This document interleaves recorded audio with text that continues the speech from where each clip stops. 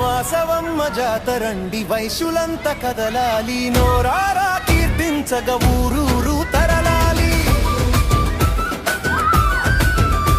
ఇది భక్తి చాటే పండుగ, మన శక్తి చూపే పండుగ, అందుకే మనమంతా కదలాలి దండుగా.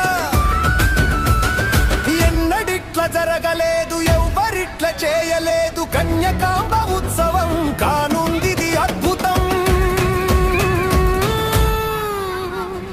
ఏకమైతే మనమంతా